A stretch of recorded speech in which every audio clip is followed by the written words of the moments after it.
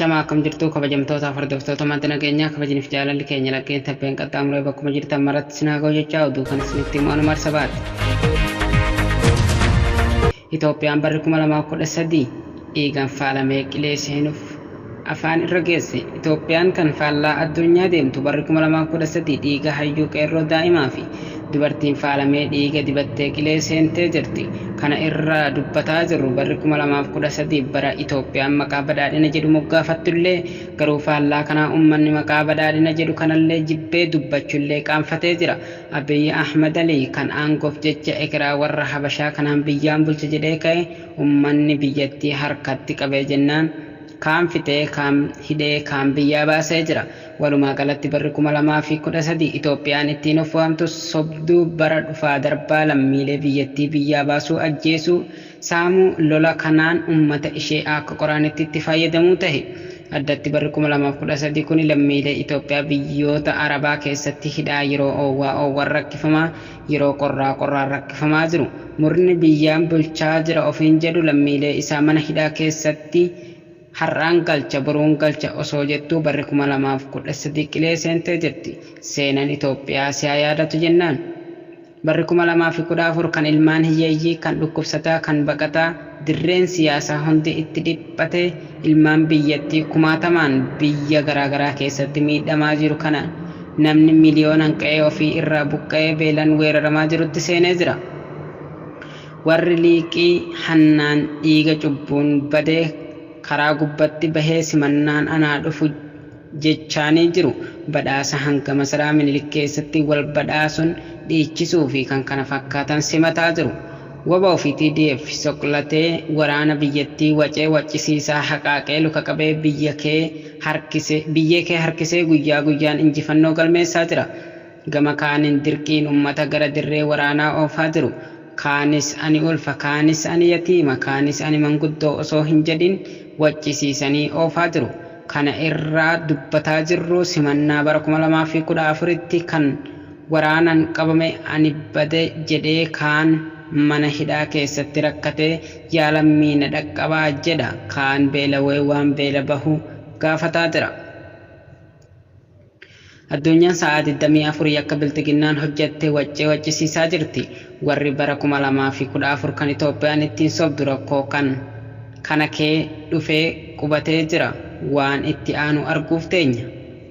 Oduu keenya gama birootiin hayyoonni Oromoo mana hidhaa kaampii waraanaa humna addaa Oromiyaa galaan naannoo daandii baaburaa cinaatti argaman dhibee hamaaf saaxilamanii yaala dhabanii jiraachuun dhaga'ame.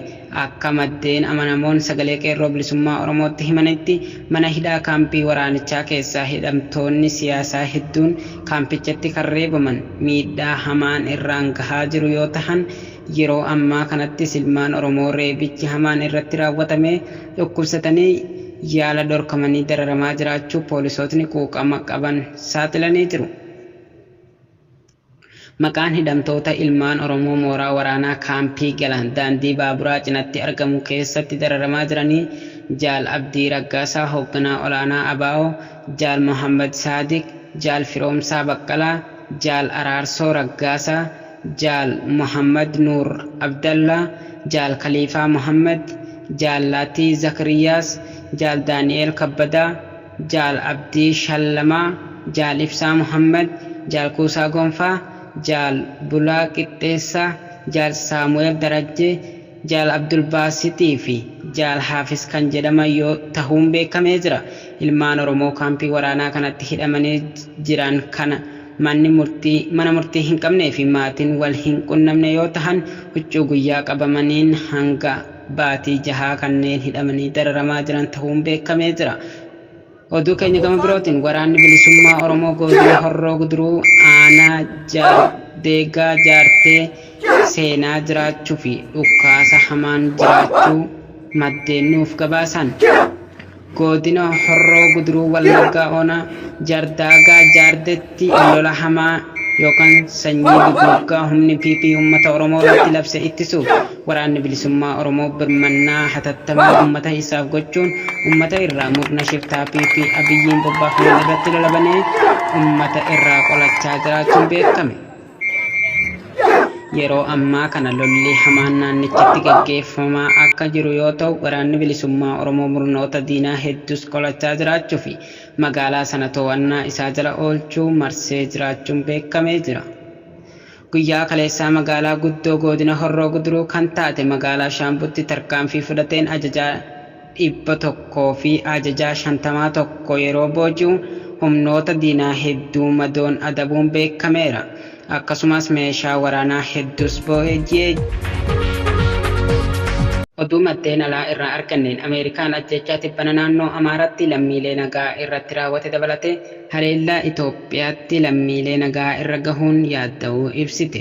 Ibsa ministeerri dhimma alaa US baaseen Ameerikaan haleellaa Itoophiyaa kutaa garaagaraa keessatti raawwatuun yaadda'uu himte. Dhiyeenya kana naannoo Amaaraa ganda tokko keessatti haleellaa raawwate dabalatee qaama lolicha keessatti hirmaate hundaan sarbama mirga namoomaa fi ajjechawwan raawwataman gabaasaaleen agarsiisan bahaa jiru. Kun ammoo akkaan yaaddessaa akka ta'e himtee jirti Ameerikaan. Ibsichi itti dabaluun daba akka kanaa lammiilee nagaa irratti raawwatu Ameerikaan karaa hundaan ni balaaleffatti jedha. Walitti bu'iinsicha keessatti hirmaattota kan tahan hundinuu mirga namoomaa akka kabajan seera namoomaa idila addunyaaf bitamuu akka qaban waamicha gootee jirti. Walitti bu'iinsa kaaba Itoophiyaa jiruuf tarkaanfiin waraanaa furmaata akka hin taane fi furmaata waaraa fiduuf waamicha dhaabbanni mootummoota gamtoomanii fi gamtaan Afrikaa kaa'ee akka fudhattu Ameerikaan ibsitee jirti. Itti dabaluunis ministeerri dhimma alaa US mootummaan Itoophiyaa fi TPLF haalduree tokko malee waliigaltee dhukkaasa dhaabuu irra gahuun maritti akka dhufuu qaban waamicha godhee jira.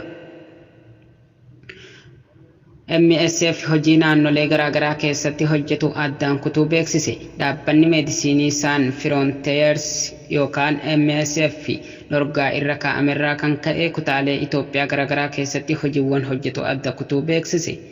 Dhaabbanni tola ooltummaa ibsa baaseen akka jedhetti dorgaa ji'a 3 fi ejensii dhaabbileen waldaa hawaasa Itoophiyaatiin irra kaa'ame kabajuun hojii isaa naannoo Amaaraa, Gaambeellaa, Somaalee, Kibbaa fi Kibba Lixa Tigraay keessatti hojjetaa jiru dhaabee jira. Dhaabbatichi bakkeewwan eeraman keessatti hojii isaa adda kutuuyyuu Finfinnee, Oromiyaa, Gujii, naannoo Kibbaa fi Kibba Bahaa Tigraay keessatti tajaajila fayyaa fi gargaarsa namoomaa kennuu itti fufa jedhe. Ergaa ajajni dhorkaa kenname booda qorannoon taasifamuu haga dhumaatti hojii fayyaa fi gargaarsa namoomaa dabalatee hojii hunda ji'oota 3tiif akka addaan kutuu beeksisee jira. Haala kanaan MSF kiliinikoota qabu keessatti namoota wallaanamaa turan beeksisee yeroo gabaabattiin akka bahan ta'uun fillee hojjettoonni Itoophiyaa 1,000 ta'an mana isaanii taa'anii akka eeggatan akkasumas hojjettoonni lammiileen biyya alaa hunda kan ta'an danda'amuu ammoo akka bahan taasifamuu eeree jira. Dhaabbatichi akka jedhetti hojii fayyaa fi gargaarsa namoomaa kennuu akka dhaabuuf kan ajajame biyyattii keessaa fedhiin gargaarsa namoomaa garaagaraa ol aanaa ta'ee yeroo jiru keessatti ta'uu isaa ibsee jira. MSF bakka hojii isaa hojjechuu dhabee lixaa fi kaaba lixa Tigraay keessa haalli jiru ummatichaafis ta'ee hojjettoota garaagaraatiifis baay'ee namaa fi kan jijjiiramuudha jechuun ibse. Naannolee Somaalee fi Amaaratti namoonni rakkoolee garaagaraatiif saaxilaman akkasumas haalli baqattoota Suudaan Kibbaa Gaambeellaa keessatti argamanii akka isa yaaddessu dhaabbanni kun ibsa isaa kana keessatti eeree jira.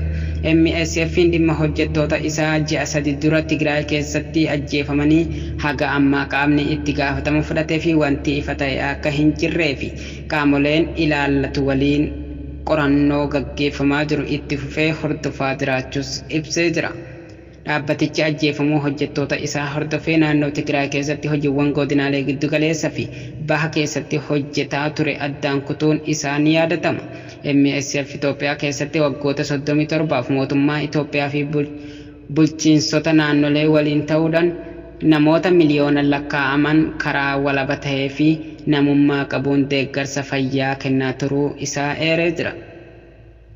Dhaabbatichi tajaajila namoomaa kennuuf itti fufuu fedhii akka qabu ibsee kanaaf ammoo dhorkaan irra kaa'amee ka'ee hojii isaa itti fufuu qaamolee mootummaa dhimmi ilaallatu waliin marii gaggeessaa jiraachuus himee jira.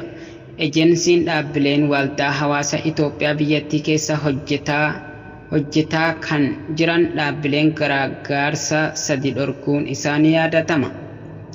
Kanumaan gareen haakimoota daangamaleeyyiin Noorweejiyaan Refugee Council akkasumas Al Maktoum Foundation jasadiif dhorkaan irra kaa'amee beeksisanii turan. Ejensiin dhaabbilee waldaa hawaasa dhaabbilee gargaarsa biyya alaa sadanuu hayyama mootummaa kenneefiin hojiiwwan namoomaa garaagaraa irratti bobba'anii hojjetuu turuu isaanii yaadachuun hordoffii ejensichi taasisuun dhaabbileen gargaarsaa kun kaayyoo hundeeffamaniin ala socho'aa osoo jiranii argamuun akka dhorkaan irra kaa'amu taasisee jira jedha. Egaa daawwattoota keenya oduulee biyya alaa fi keessaa qindeessee kan isin biraan gahaa ture anu marsabaati. Gama ogummaa teeknikaa fi editariin kan nu faana ture Muhee Callaadha. Horaa bulaa deebanaa.